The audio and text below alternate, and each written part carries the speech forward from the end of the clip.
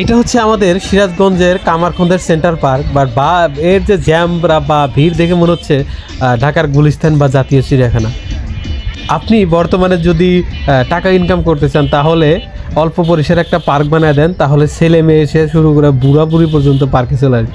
এই যে ভিডিওতে দেখতে পাচ্ছেন আমাদের কামারখন্দের সেন্টার পার্ক, এটা কিন্তু সারা বছর কোনো ভিড়ই থাকে না, কিন্তু আজকে ঈদের দিনে মানে লোকের কারণে এখান থেকে যাতায়াত করা বন্ধ হয়ে গেছে।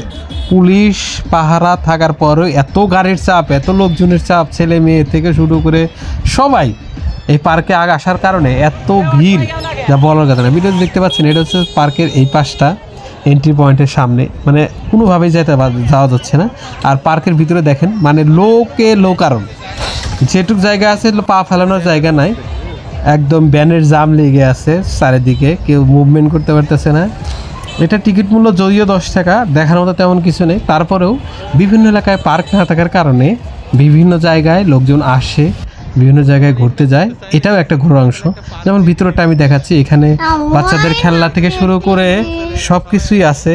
এখানে ফুচকার দোকান, তারপর হচ্ছে বাচ্চাদের বিভিন্ন ঘোরার জায়গা, পুল, সেতু সব কিছু আছে। এছাড়াও এখানে বিভিন্ন পশু পাখি রাখা আছে, যেমন বানর, পাখি, বিভিন্ন ধরনের পাখি। আমি ভিডিওতে আপনাদের যতদূর পারে দেখানোর চেষ্টা করব। এই যে বাচ্চাদের দোলনা, যাদের বাচ্চা আছে তারা এখানে বাচ্চা নিয়ে আসে। আবার দেখেন অনেক সুন্দর সুন্দর ছেলে মেয়েও আসছে, নিজেদের ঘোরার জন্য আসছে আর কি। এছাড়া যদি দেখেন ভিডিওতে একজন বৃদ্ধ মহিলা বসে আছে, সেও পরিবারের চাপে পড়েই আসছে আর কি। তো এই হচ্ছে আমাদের পার্ক। এই যে এখানে বিভিন্ন খাঁচার মধ্যে বিভিন্ন বানর আর পাখি, খরগোশ এখানে ভিডিওতে দেখতে পাচ্ছেন।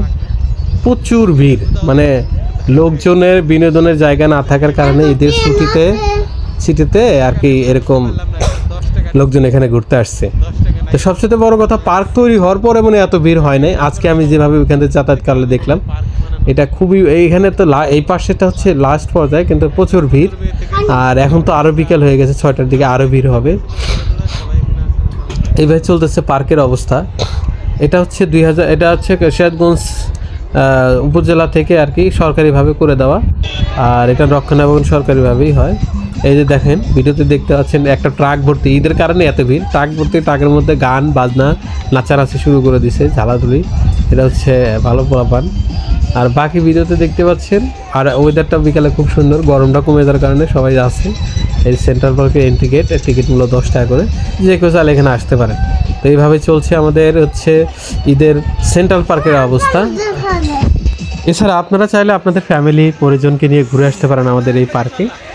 এমনি সবসময় যদিও ফাঁকা থাকে, কিন্তু জায়গাটা এমনি মনোরম। সেই পাশের রেল লাইন, সামনে ছোটোখাটো একটা পুকুর আছে, সব মিলে ঘোরার জায়গাটা খুব সুন্দর আমার কাছে মনে হয়েছে। এখানে ছোট বাচ্চা থেকে শুরু করে বয়স্করা পর্যন্ত আসে, ঘুরতে যায়। আর এদের সময় তো কোনো কথাই নাই। সর্বোপরি পার্কটা যে তৈরি করা হয়েছে সেটার আজকে দেখে মনে হলো সফল হয়েছে, কারণ মানুষের ঘোরার জায়গা না থাকার কারণে এখানে আসা একটু কিছুক্ষণ আলাদা সময় পার করে। তো ঈদের কয়েকদিন আগামী কয়েকদিন এদের ভিড় থাকবে সবাই এলাকা থেকে, এবং ভিড় প্রচুর। তো যারাই আর কি দেখেন, আমি ভিডিওতে দেখাচ্ছি, আশেপাশে এত ভিড় বলার মতো না, প্রচুর লোকজন। সত্যি কথা বলতে ভিতরে দেখেন, আমি ভিতরে দেখানোর চেষ্টা করতেছি, প্রচুর ভিড়। আর এই যে জ্যাম, রাস্তায় জ্যাম, কোনোভাবে পার হওয়া যাচ্ছে না। তো সর্বোপরি এই কথাই, আজকের মতো ভিডিওটা এই পর্যন্তই। সবাই ভালো থাকবেন, সুস্থ থাকবেন। আমার পক্ষ থেকে সবাইকে ঈদ মোবারক, সবার জীবনের শান্তি বয়ে আসুক। খোদা হাফেজ, আসসালামু আলাইকুম। আর যদি ভিডিওটা ভালো লাগে আমার চ্যানেলটা সাবস্ক্রাইব করুন। Thank you.